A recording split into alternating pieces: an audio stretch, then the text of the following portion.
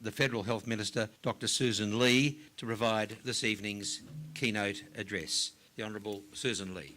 I would like, Anne, to recognise your welcome to country and say that as Australia's Health Minister, I understand that the health of our first Australians is inextricably linked to their connection to their country. Can I acknowledge the Chair, Dr. Magda Campbell, Lynelle Hales, CEO, and board members and all of you present here today. Can I particularly acknowledge my good friend and colleague John Alexander, known to all of us as JA, and report that I've had a very busy day with John. We've spent a lot of it at Macquarie Park and Macquarie University, and we've been talking about everything in the medicine supply chain, and of course that impacts very strongly on the models of care that we want to deliver, as you've quite rightly identified, John, in chronic disease. This is a significant day for the region's primary health care. The Northern Sydney PHN is one of 31 around the country that are focusing on delivering positive outcomes in primary care for local residents, allowing consumers and communities to work hand in hand with GPs, nurses, pharmacists, allied health professionals in health, chronic illness and aged care. It's for you and your consumer and clinical committees to genuinely understand your local community's health needs and to provide linkages and commission services to meet them. And importantly, to ensure that local primary and acute care services are better integrated. To help end the merry-go-round for patients with chronic or complex conditions who end up going down the wrong path or no path at all, giving up because it's all too hard or too expensive. Your primary health network supports communities and primary health care providers across almost 900 square kilometres, stretching across Pittwater, Warringah, Manly, Lane Cove, Hornsby, Ku-ring-gai and Ryde.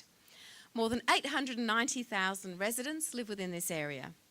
I want to acknowledge the work of you and your staff throughout the transition process from Medicare Local to Primary Health Network.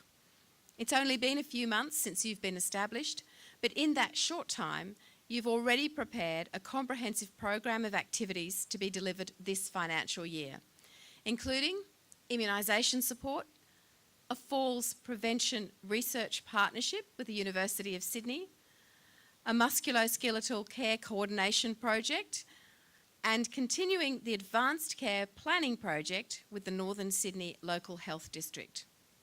As you know, the Australian Government is focused on rebuilding the primary health system. Reforms to Medicare, including the most comprehensive review ever undertaken of the MBS, will ensure that it's contemporary and both clinically and cost-effective. We're reforming the PBS, ensuring timely access to affordable quality medicines for all Australians. I'm currently consulting with the private health sector about reforms to make private health insurance more attractive and more affordable. And I will be announcing next year the next wave of reforms in aged care, once again, to give choice and control to our older Australians. As you will have noticed with the Prime Minister's emphasis on innovation, I'm also determined to ensure the digital revolution assists the health of all Australians, whether that be through better use of data, better monitoring, or better consumer choice and decision making. The new My Health Record is being rebooted as an opt-out rather than an opt-in model.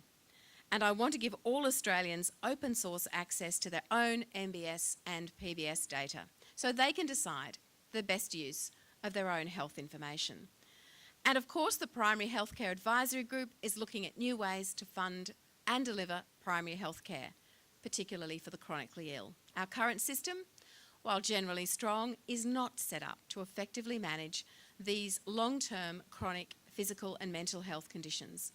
We believe that effective and integrated care in a primary health setting is the best place to support patients to prevent hospitalisations for chronic conditions. Former AMA President Dr. Steve Hambleton has been chairing the Primary Healthcare Advisory Group that's undertaking this review on how we can better respond to the challenge of chronic and complex conditions through primary health care. Alongside this work, primary health networks like North Sydney will play a key role in rebuilding primary care. Because most PHNs have only a limited role in delivering services, the key way you will achieve your objectives is as a commissioning organisation. It will give you the flexibility to source innovative public and private healthcare solutions to improve frontline services based on the health needs of your local population.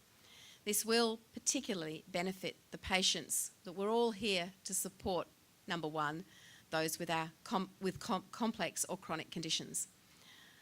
As part of a series of broad reforms I announced a couple of weeks ago, for the first time, Australians with a severe and complex mental illness will have access to an integrated care package tailored to their individual needs. The government's reform package will include more than $350 million a year that will be redirected from Canberra to PHNs to deliver mental health services on the ground from 2016-17. This mental health reform package will reshape the delivery of primary mental health services towards a more modern, flexible model of care rather than the current one-size-fits-all approach. This package will see people identified by health professionals as needing complex care services eligible to access a package of integrated health services, including comprehensive assessment and care coordination support, psychological services, mental health nursing, drug and alcohol services, vocational assistance and peer support.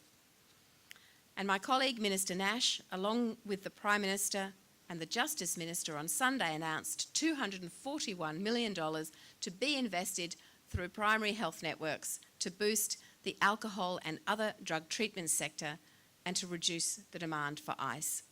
With just these two announcements, mental health and response to the ice scourge, you can see that we're committed to innovation in primary care through your organisation's commissioning, ensuring a better health system and one that delivers better health outcomes for your community. I do look forward to hearing of your progress, and you will be very busy. And can I say that you as an organisation have great things to achieve, a great track record in the individual contributions that you come together on the board with. And I know that in terms of our 31 PHNs across the country, you will provide some leading you will lead by example when it comes to integrating what happens with patients with research and innovation. I think that's a real value that because of your location and the partnerships that you have, that you will absolutely add. And when people say to me, oh, okay, so you're not managing contracts and money in Canberra, you're sending it out to these other people and they'll decide, I say not quite, because the decisions, the commissioning decisions that the PHNs will make will be based on the needs of their community. And it will be that driver of what the community wants, fed back to, is the community getting what it's asked for, and is the community happy? Well, they should never be entirely happy, but they should definitely be engaged, and I know they will be, and I know the model that you've set up here will absolutely achieve that. So once again, best wishes and lots of luck for the future. Thank you.